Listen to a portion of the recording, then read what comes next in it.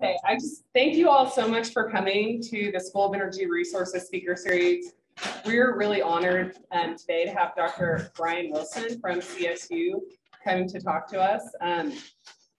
Dr. Willson is Executive Director of the Energy Institute at Colorado State University and holds the Bryan Willson Presidential Chair of Energy and Innovation.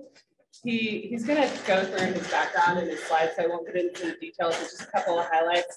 He was a program director at ARPA-E.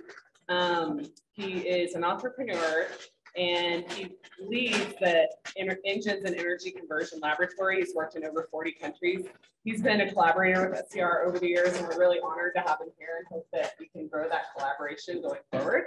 So thank you all so much for coming. And Bryan, over to you. Thank you, Holly. And one thing I'll just say is, yeah, he'll talk and then we'll have time for questions at the end and we'll wrap everything up by 12:45. Yep. But as we go along, if you do have questions, free to go ahead and just let me know.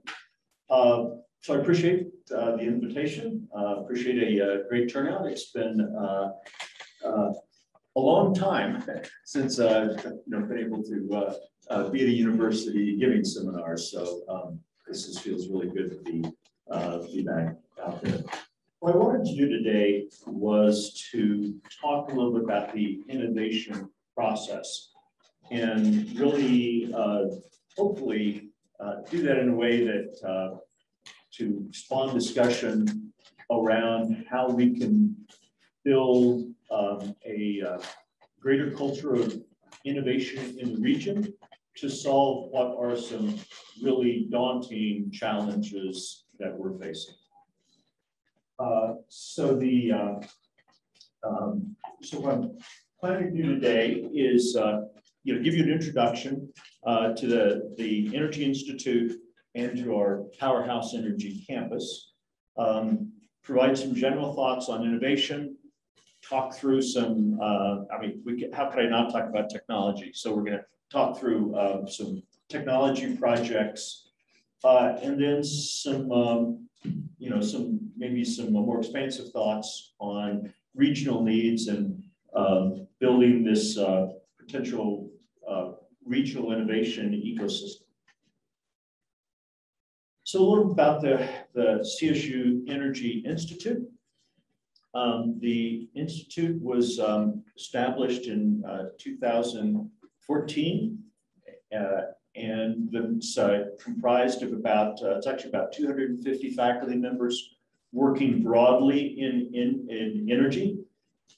Certainly a large number of those are in technology, engineering, sciences, but we also have faculty members in psychology, sociology, anthropology, working in behavioral aspects of energy.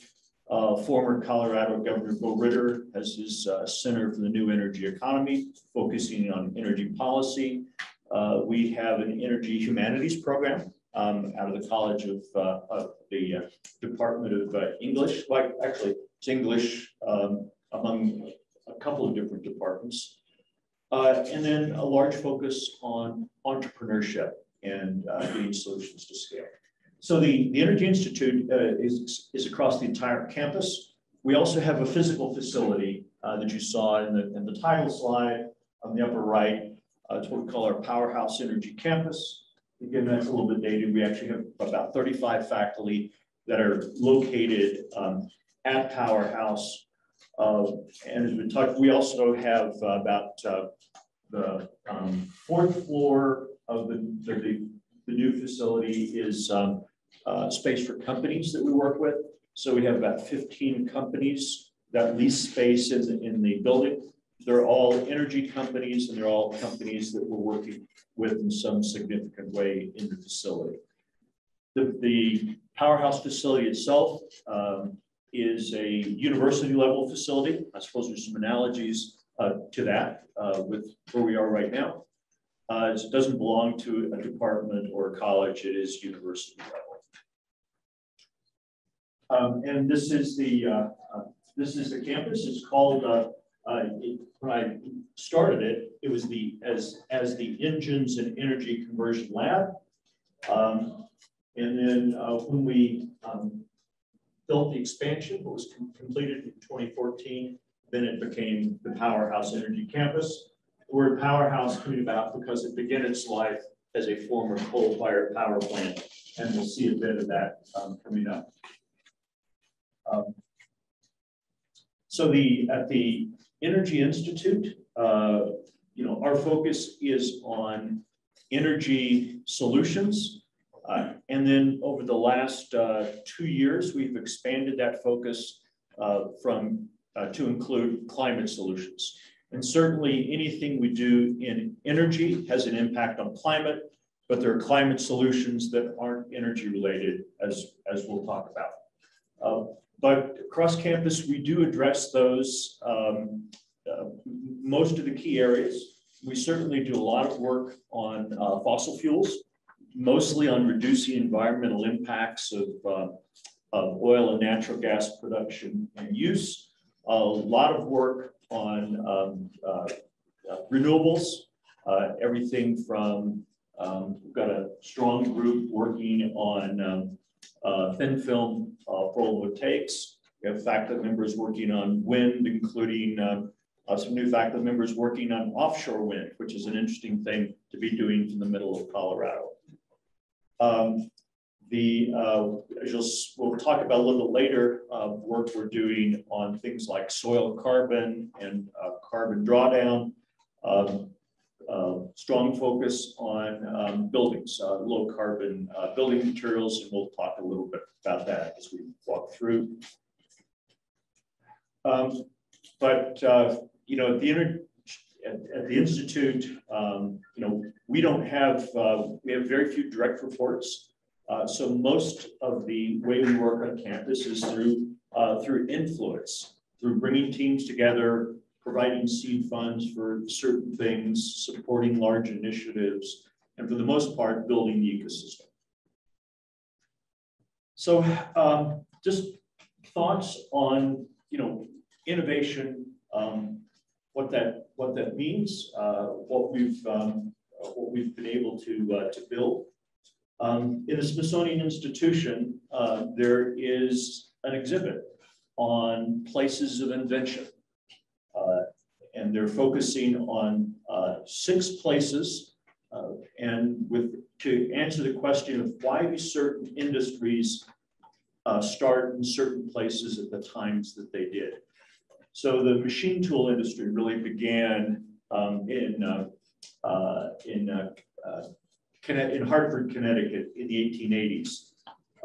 The movie industry began in Hollywood in the 1920s. The medical devices industry was really in Minneapolis, St. Paul in the 1950s, microchips in Silicon Valley.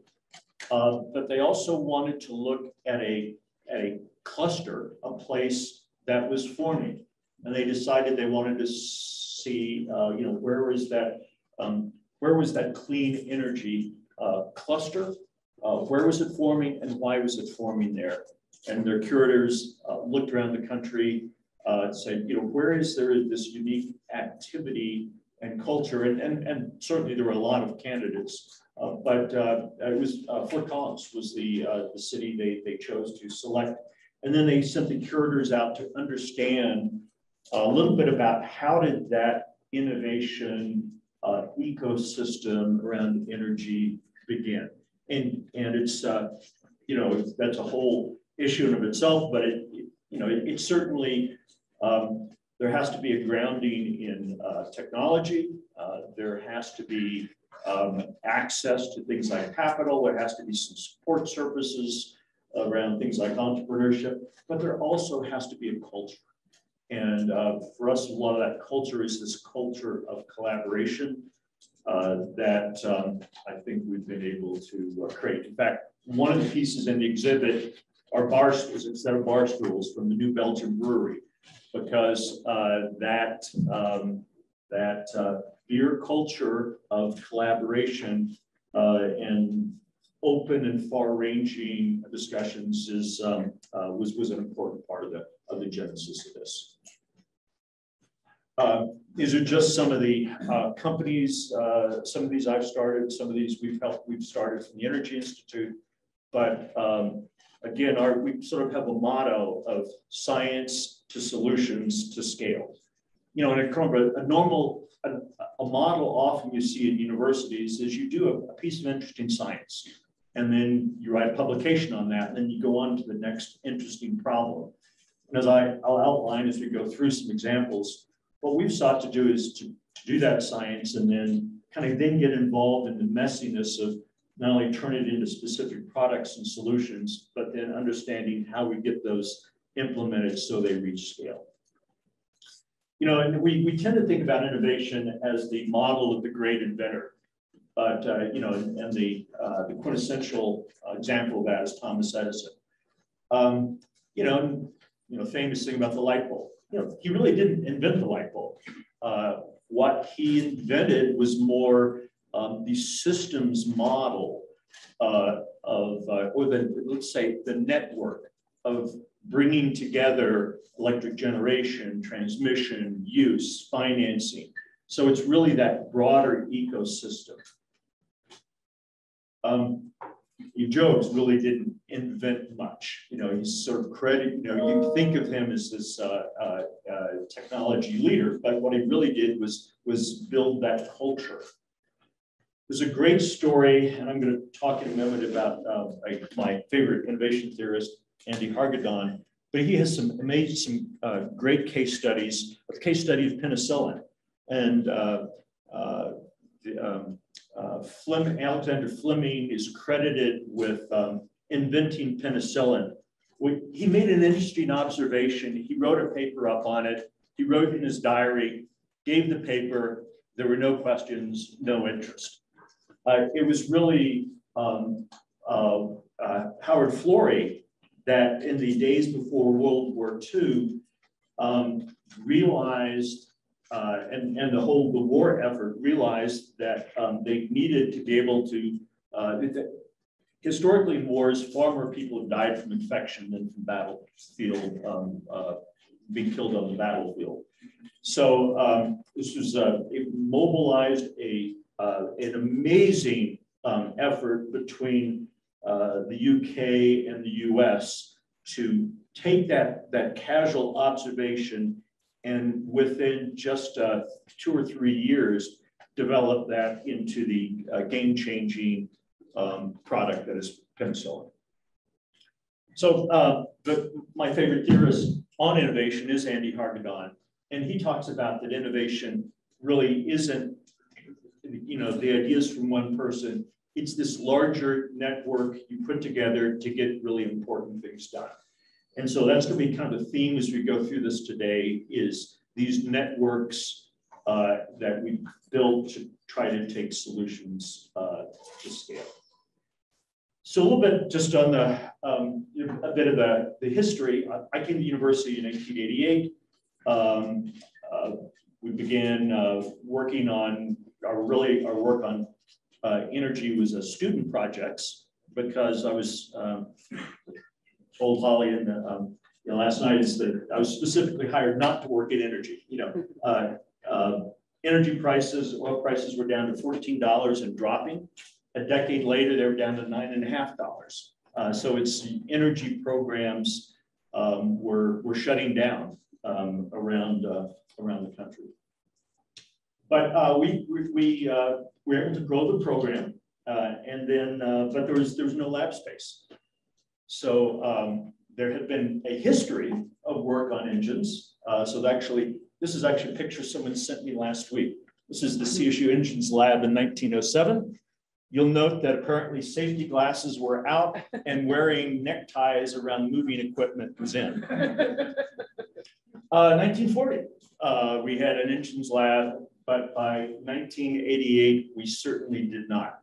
So 4 years into, by 1992, 4 years into the 6-year tenure window, still didn't have a lab. So was looking for creative opportunities. This building, Fort Collins Power Plant, was at that time a vacant and abandoned building. It generated power from 1935 to 1972, had some other functions as a switching station, but was fully abandoned. by the time I got to the city in 1988. But at the time, it was a building with no power, no heat, no insulation, no bathrooms. I mean, they literally pulled the wires out of the building. There was like one circuit of linen-covered wiring left. But we were able to build that into a robust program by building networks of partners. And then to the point that eventually as we outgrew the original facility, we created this add-on facility. And one of the things we sought to do with that was to bring together these multidisciplinary teams to think about energy holistically as more than just technology, but as really something that affects us profoundly and that we have a role in. So I mentioned earlier, I mean, a great example now that as we're looking at, because I discussed the expansion from energy solutions to climate solutions, great example of that is soil carbon. There's 3 times more carbon in the top meter of our soils than there is in the environment. And soils have the ability to draw down somewhere between or to pull out in the range of 5 to 10 billion tons a year, against our 50 billion ton annual emissions. So, and CSU has one of the really great programs on soil carbon, not only understanding how much carbon is in the soil, but understand the agricultural practices that can change that. But what there's an urgent need to do now is to turn that knowledge into solutions that can be implemented at scale. So that was an example of something where we brought together a team to build what's now our Soil Carbon Solutions Center, focusing on scaling up solutions around soil carbon. And as we're expanding our focus to climate solutions, we're now outgrowing Powerhouse I. So we began the design process for Powerhouse II. This will be a building just across the river from Powerhouse. In fact, this is Powerhouse down here, Powerhouse II. Those on the Zoom won't be able to see the cursor, but this is Powerhouse II. Building over here is Innosphere Ventures. It's an incubator we work closely with, and they're a partner in this project. So ultimately, this becomes a continuous innovation district that just happens to have an awesome whitewater park running down the middle of it. And this is about, I should say, this is about a mile from the main university campus, which has has actually turned out to be sort of a magical distance. Being separate from the university has allowed us to establish a separate culture, but it's close enough that students can go back and forth. We have an engineering research center that's about 4 or 5 miles from campus. And that turns out to be enough of a barrier that students can't go back and forth. So it feels somewhat disconnected. So this is, so with Powerhouse II, we definitely wanted to remain in the same close proximity. So I'm going to talk about some technologies. So again, our early work was focused on, started with student projects and early work on compressed natural gas vehicles. So this was the, in 1990, the natural gas was just being introduced as a fuel. It was perceived as an inferior fuel. So we wound up with getting contracts from the Gas Technology Institute and the Pipeline Research Council to build natural gas race cars. So this was cars we built for the Pikes Peak Hill Climb. This is a world land speed record we designed the engine for that. We're also developed with a ragtag little startup company, developed the powertrain for the first, there's a series of, used to be a series of natural gas hydroelectric buses going up and down the 16th Street Mall in Denver. So we designed the powertrain for these, and this little company called TransTech ultimately is now Proterra, which is one of the largest manufacturers of electric buses. And they're in South Carolina and California. It's from that early vehicle work when we moved into the new building. Turns out the natural gas pipeline industry had a major pressing issue. You use these massive engines to compress natural gas to put in the pipelines. Then you have to recompress that gas every 50 to 100 miles. The way that's done is by burning gas, taking some of the fuel gas out, burning in power cylinders, and that drives the compressors. And about the time we moved in, EPA put the industry on notice that they were going to have to reduce their NOx emissions in ozone non-attainment areas by about 90%. They didn't have the technology to do that. And they didn't have a lot of time. But one of the deals when we took on the power plant, I'll just say the university wasn't actually all that excited about taking on an abandoned power plant of unknown environmental liabilities. So the deal was, if we wanted to do this, we were sort of on our own. So we've essentially had to operate Powerhouse as a self-supporting entity, essentially as an enterprise, since we launched it in 92. So we needed partners who needed us. And it turns out that it's maybe shocking to those that maybe have an academic appointment, but there's not a lot of loyalty from agencies like the National Science Foundation. But we knew that if we were able to really add value with industrial partners, that there was that we could build a much more stable funding base. So we, in very short order, moved into this abandoned building in May of 92, agreed in the September or August or September to establish this large bore test bed, set in one of these engines. This is a 70,000 pound engine. And put in perspective, this is one of the smallest engines ever built.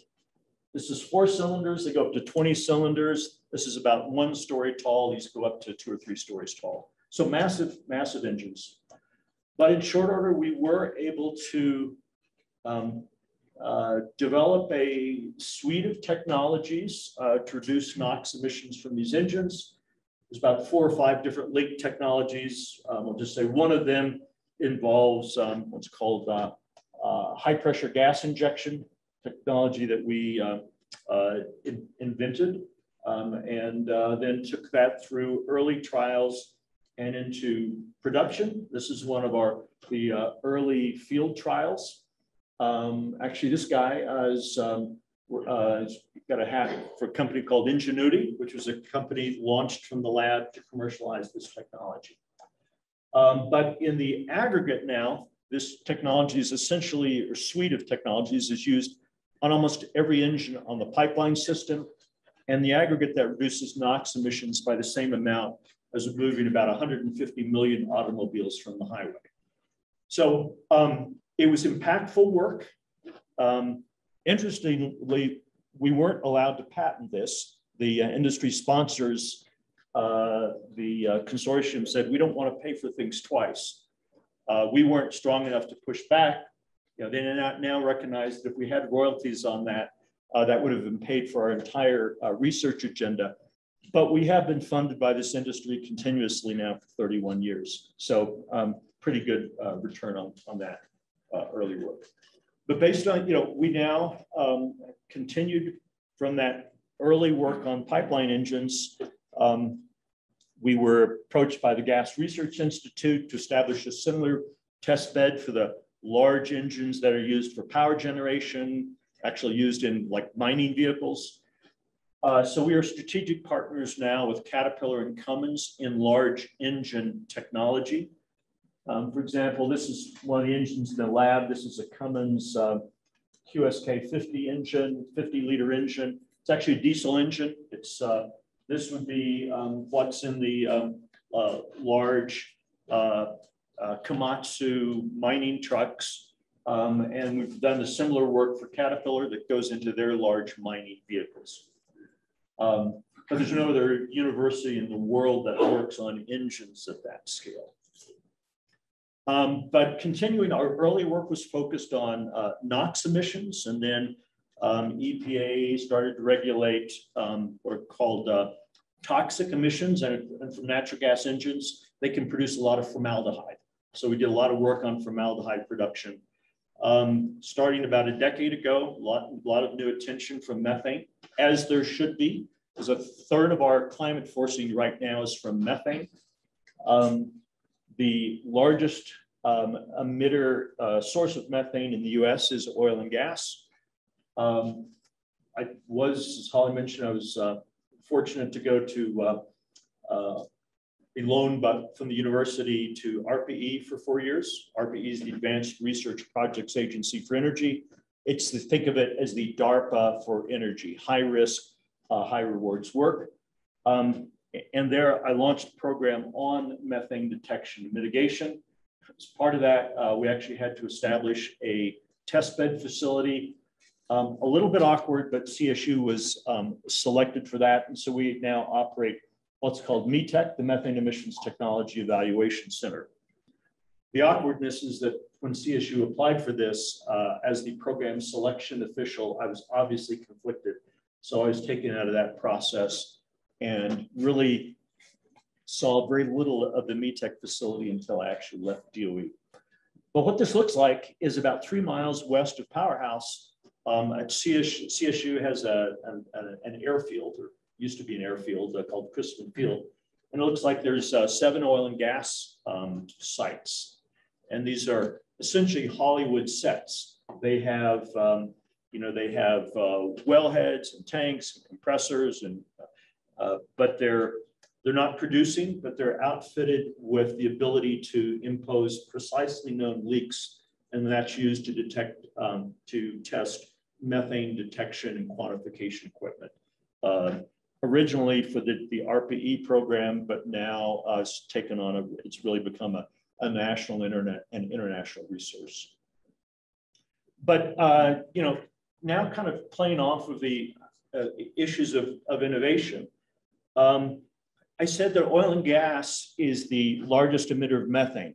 That's only because the livestock industry was fairly politically connected, and they were able to separate enteric fermentation, the belching the cows do, from manure management. If those were together, then cattle would be the largest source of methane. So, CSU has established a new Center for Sustainable Livestock, and big focus is on methane. Turns out, though, that we actually, while you can put a cow in a in a hood like this and measure their belching of methane, it's really difficult to do out in the open fields. But we've got a lot of we are the evaluation center for all the new methane quantification equipment for wellheads. And a small wellhead doesn't look all that much different than a cow. So we started partnerships using things like drones and backscatter, LiDAR, spectrometers, and cool technology like frequency comb spectrometry. We're going to be applying that to cattle. But again, this is what we would call an uncommon collaboration. But that's some of the coolest stuff often happens at those overlaps. We've done a lot of work on energy access in the developing world. In about 2000, started recognizing that of all the energy problems we have globally, the biggest of those is cooking. half the world's population cook on simple stoves every day using solid fuels like wood, dung, crop residue.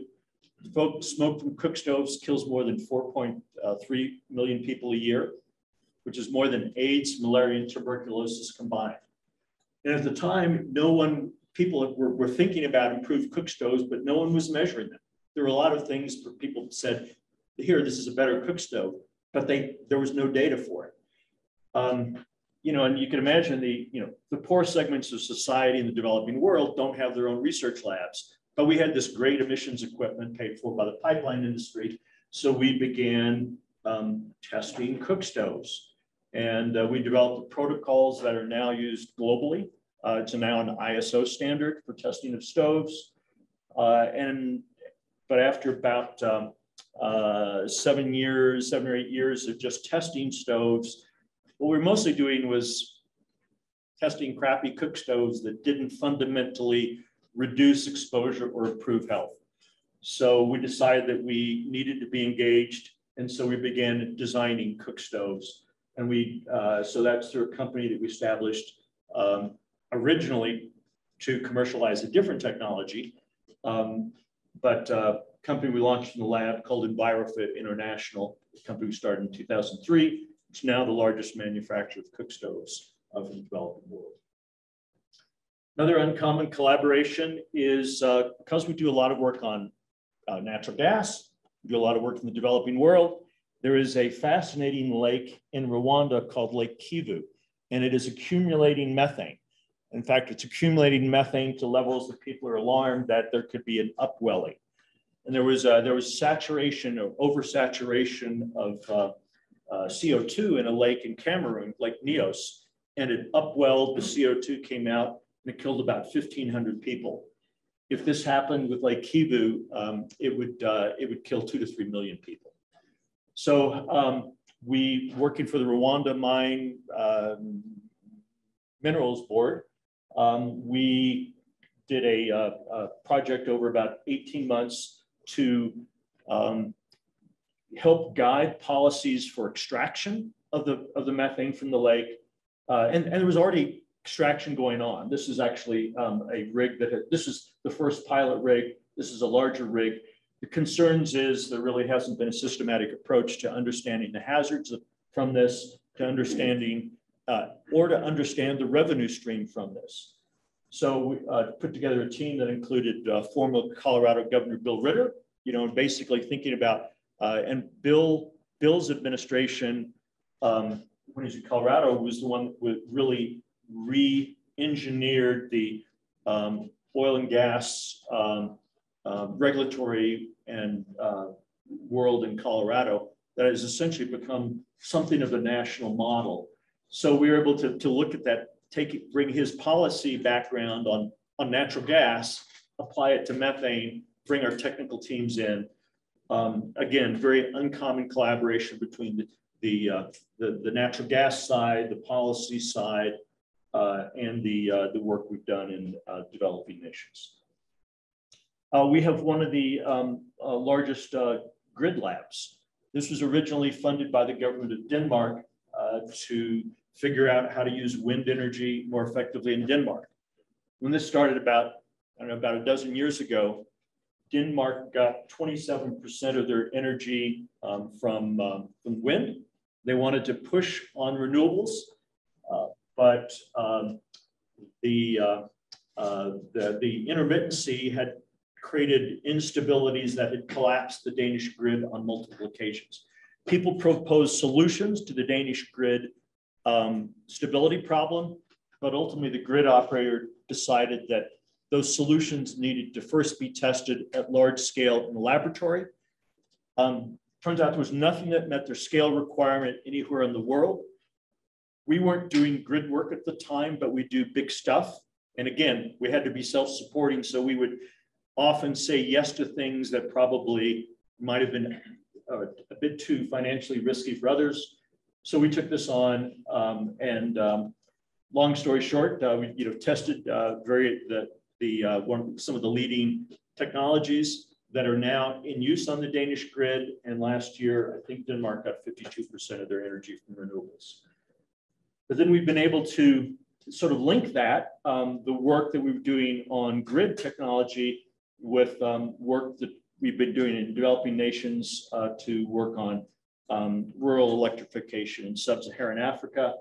Mesh Power is a company that existed, but then we had technical and financial issues, so we were able to work with them to expand their technology and expand their focus. And so we have a partnership with Mesh Power, is now called X-Power.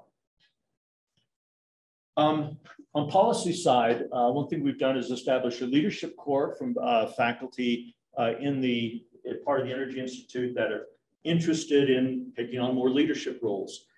And one of the things that in that leadership corps, they came up with the idea that, you know, that there needs to be an ARPA-E-like agency or DARPA-like agency focused on climate. So we challenged them, well, you know, propose it. And so they put together a short white paper. We're able to, working through Governor Ritter, get that to the Biden campaign when they were really an underdog. And that became part of the campaign platform. And then it was for a brief period about 3 months ago, it was budgeted at $1 billion in the budget. It has since the ARPA-C is not going forward as a new standalone agency now, but it was, that effort was successful in sort of expanding the scope of ARPA-E to include more on climate. And then for example, in Department of Agriculture, they will now launch what's called Ag-ARDA. So it's the Agricultural Advanced Research and Development Agency. And then this is, there's a,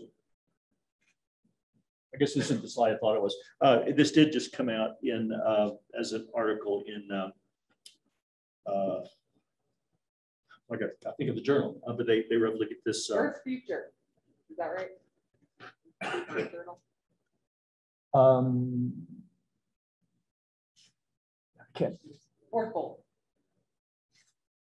Do I have it in there? Yeah. Okay. It's on there somewhere. Where I published. Yeah. But anyway, that was. We've done a lot of engagement in the developing world. We launched, you know, companies you're seeing, EnviroFit, engaged with Mesh Power. One of the other companies is a company called Factory Ventures. It was created when we privatized the cook stove company. And Factory now basically invest in early stage companies working on energy access in the developing world. And the Factory now invested in 25 companies, again, originally on energy access, but now have added food access to food and transportation as well. We are an I-Corps site. That's basically Innovation Corps. It's funded by the NSF to help train faculty members and students and graduate students in how to transition ideas from the research phase into startups or scale-up phase. And we've just, actually, I think contract took place, I guess it took place today, October 1st, to establish a basically expand this focus on energy entrepreneurship to a 12-state region. Okay, I'm going to talk about hydrogen a little bit. Our early days, one of the first projects I had, when I moved into the lab, was a project by the Department of Energy to look at hydrogen natural gas mixtures. And there's reasons that putting a little bit of hydrogen in natural gas makes a lot of sense. Natural gas, in an engine, natural gas has a really slow flame speed. One of the challenges with hydrogen is this has a really fast flame speed. So you can actually sort of see that there could be an optimal blend of hydrogen and natural gas. This work showed, in fact, that was true. It also allows flames to move into the crevice regions around the top of the piston and other crevice zones, which causes natural gas engines to emit a lot of methane. So we showed that a little bit of hydrogen could dramatically reduce that. Really interesting work. And for 25 years, no one really cared about that. But we were able to keep working on different things related to hydrogen. So Bruce, I we have done some electrolysis work, but my I think claim to fame on electrolysis was a call from the Fulbright Foundation that Tribhuvan University in Kathmandu wanted to establish a hydrogen lab. And essentially Fulbright says, we don't really have any money for this, but we could buy some plane tickets, and there's a few $1,000s left for pieces and parts. So we built a really cool electrolyzer, about 500 watt electrolyzer from locally available materials. This is a polyethylene cutting board that became part of the frame, fiberglass separators. We nickel plated steel plates as electrodes, used a water displacement system to collect, and were able to establish a pretty cool alkaline electrolyzer for that. Done work on hydrogen engines. Tom, we've got a strong team that's worked on fuel cells. This is Tom Bradley, formerly a mechanical engineering professor. Now we have a new department of systems engineering, and Tom is the head of the systems engineering department, but a long history with hydrogen fuel cell vehicles. In November of 2019, a couple of us recognized, there's actually a lot of things going on in Colorado in hydrogen. Most of us are nationally focused, but maybe we should have more of a connection within the state. So we established held a meeting at Powerhouse, and ultimately from that, we established the Colorado Hydrogen Network that now has about 30 different entities that are participating.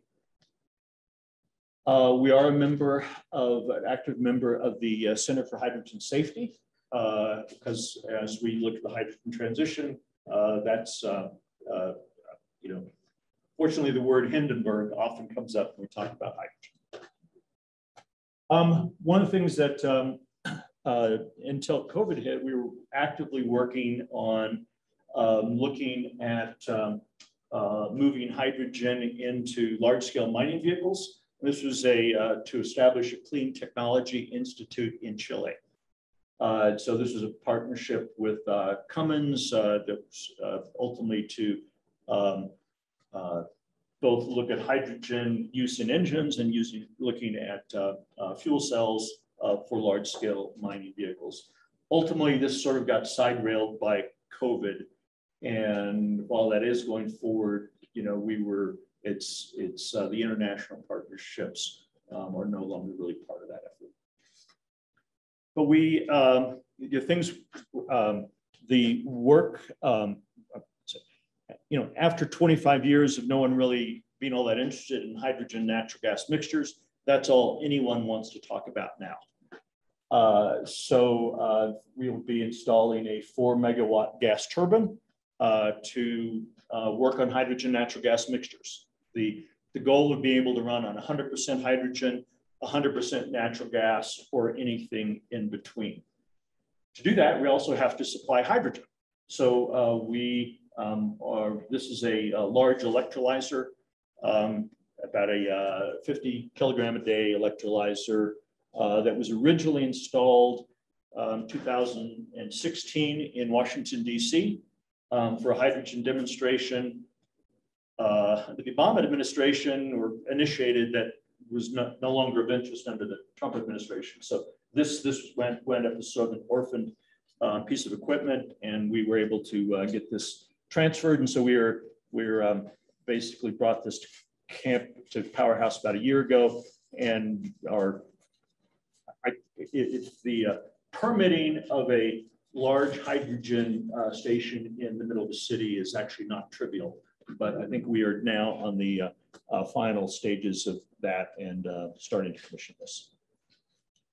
So just kind of wanted some thoughts on regional needs. We've talked about the Smithsonian and basically how we're able to sort of build this culture of innovation within the community. In the cook stoves, we're able to help launch what's now the Global Alliance for Clean Cook Stoves, launched by the UN Foundation, the Shell Foundation, and then Secretary of State Clinton. On the one of the things that that was really prescient in Colorado was around 2006. Then Senator Salazar pushed for the formation of what's called the Colorado Energy Research Collaboratory.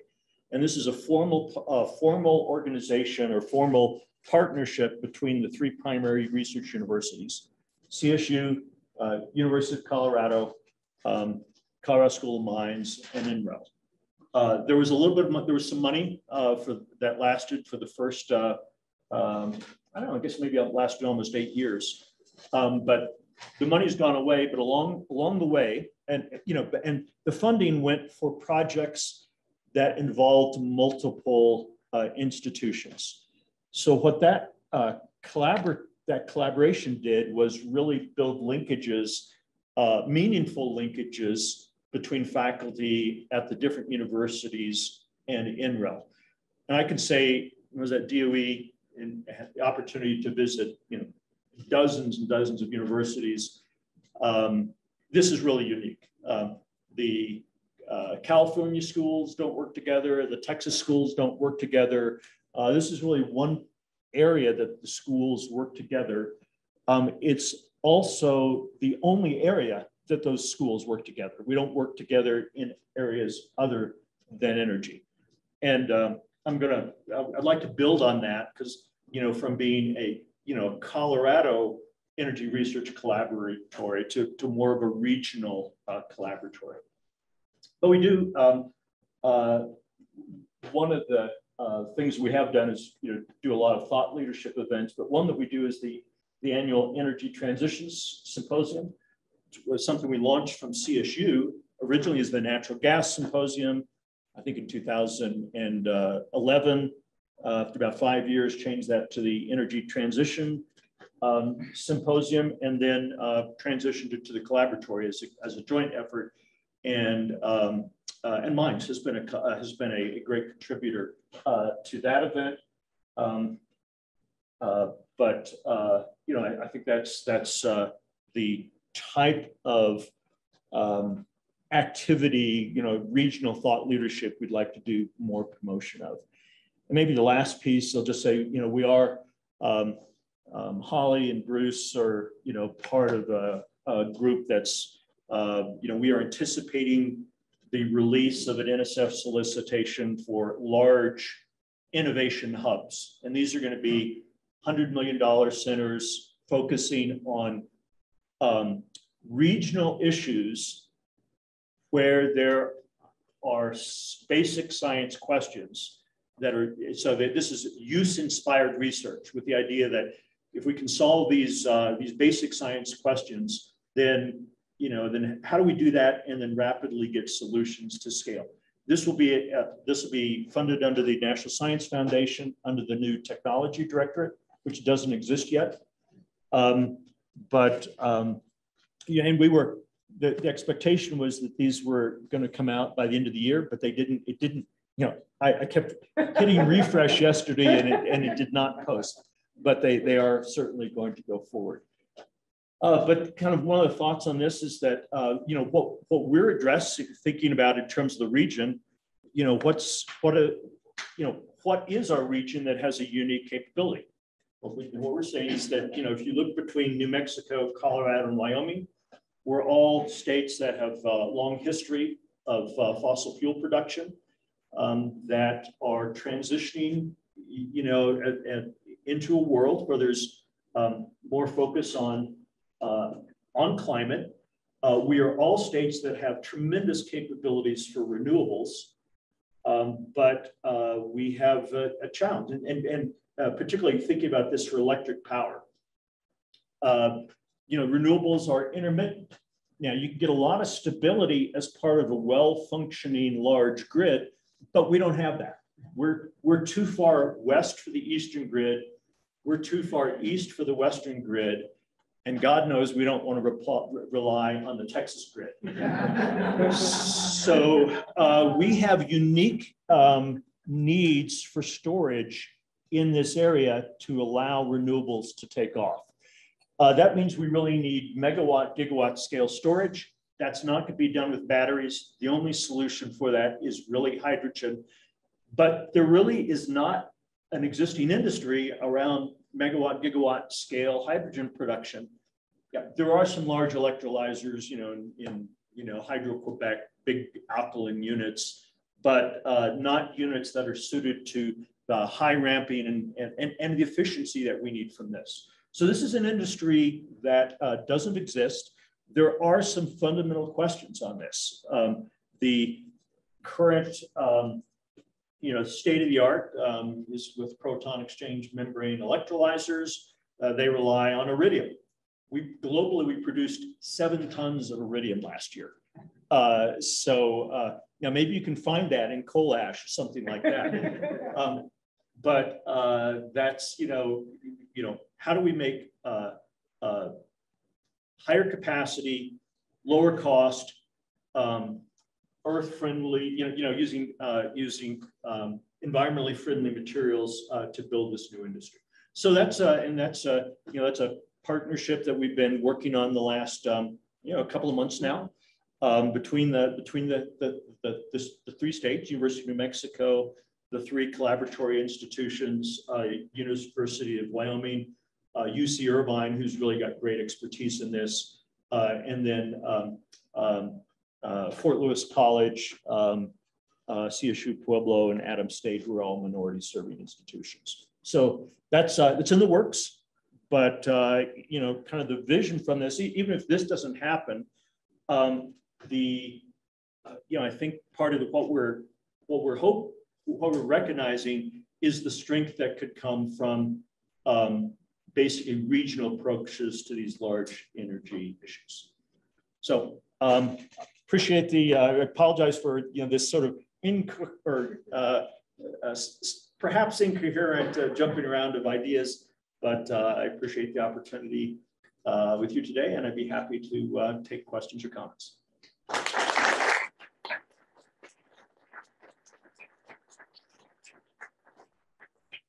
Like 5 minutes. If anyone has any questions? Yes. Are you at all familiar with methane produced by cows? Research that shows that using red seaweed greatly reduces the methane produced? Yes, and so our Center for Sustainable Livestock Production is, they have, there are several interventions. Seaweed is one of them. That people are interested in, what's the difference between methane emissions if you're grain-fed versus grass-fed and throwing seaweed. But all of this, requires measurement. So, that is an item on seaweed is on the list. But first, it's basically building infrastructure to being able to measure the methane in realistic conditions. Because it turns out if you confine a cow just to the chamber so you can measure it, it actually changes their metabolism and you're not getting real world results. So, but now think about a little drone flying around the cow with a backscatter laser using things like inverse dispersion modeling and concentration measurements to understand what the mass emissions are.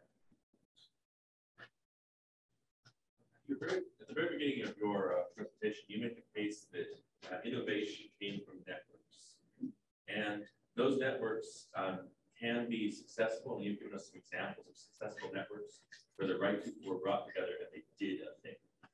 Sometimes those networks also just become talking factories and they don't do things. Yeah. In your experience, what is the key feature or features that are the difference between a doing network and a we're just talking grabbing funding network?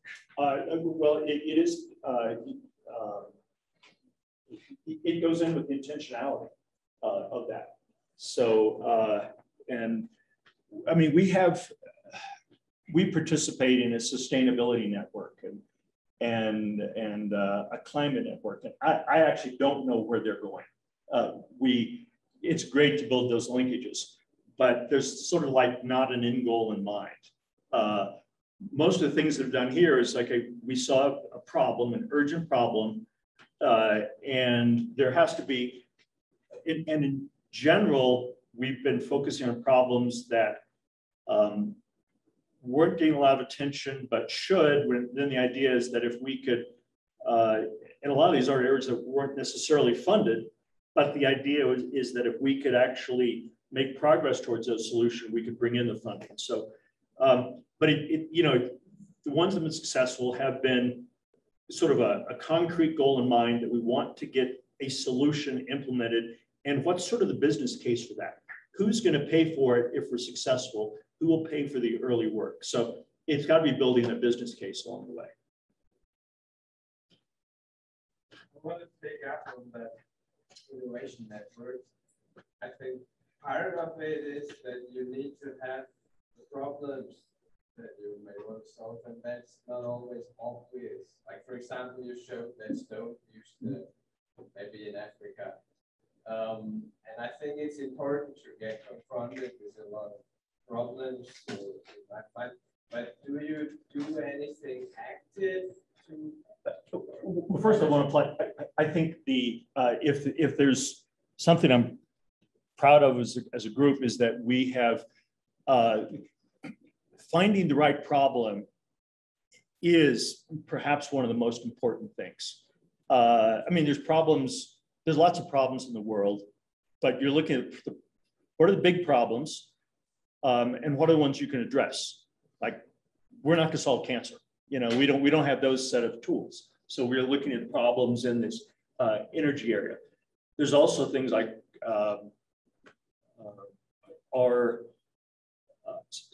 some problems really do need long, careful, systematic science. And I look at the work that, you know, has been done in photovoltaics, you know, over the years, you know, driving down the cost curves, driving up efficiency. You wouldn't get there without roadmaps. But then there's also problems where there are opportunities for disruptive innovation by bringing in existing solution pieces.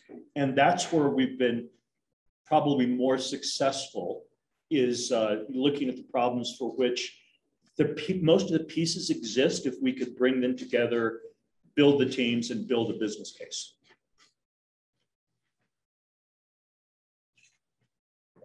Last question. Thanks for the great seminar. Do you share your outlook for the hydrogen production from the fossil fuel, especially in our region? Yeah, well, so hydrogen from fossil fuels, I mean, that's how we do produce hydrogen. I mean, that's how 95% of the hydrogen is produced. The obvious challenge is if this is, we're focusing on this for climate, that you can't, you know, the gray hydrogen approach, which is just steam reforming of methane or coal, you know, doesn't impact that, you know. So the issues then are carbon, you know, are reforming with carbon capture, storage, and use. And there's a lot of, I could say there's a lot of, there's a lot of discussion in the community, and there are a lot of purity tests. And the case I would make, I've generally made, is that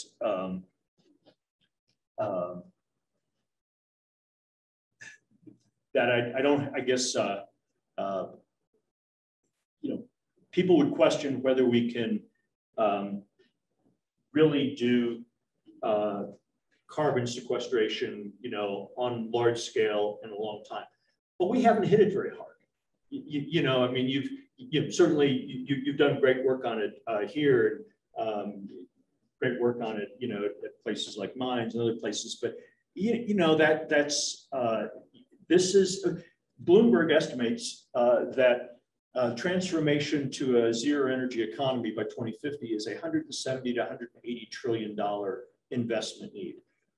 So we've spent, I don't know, some tens or low hundreds of millions of dollars on carbon capture, and it's a, you know, it's you know, unless you have you know, many more zeros in it, you're not really hitting that with the speed needed. But the idea that you know, what we're talking, I kind of refer sometimes to the irrational exuberance about hydrogen in the utility community, because you know, we're supposed to zero that out by zero out electric production by 2035, which is only 14 years. That's a nanosecond in utility scales. So and we don't really have the ability to do, you know, gigawatt scale electrolysis. We should absolutely be working on it, but at the same time, we should absolutely be working on carbon capture and looking at and other areas that are somewhat controversial, geoengineering, you know, and gosh, we're at the point that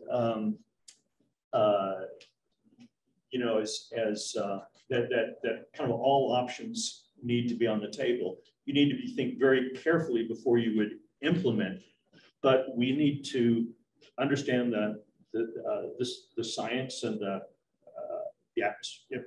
You know, we need to understand a lot more about geoengineering. We need a lot more investment in carbon capture. We need a lot more investment in renewables. Please join me in thanking Dr. Willson again, and thanks so much for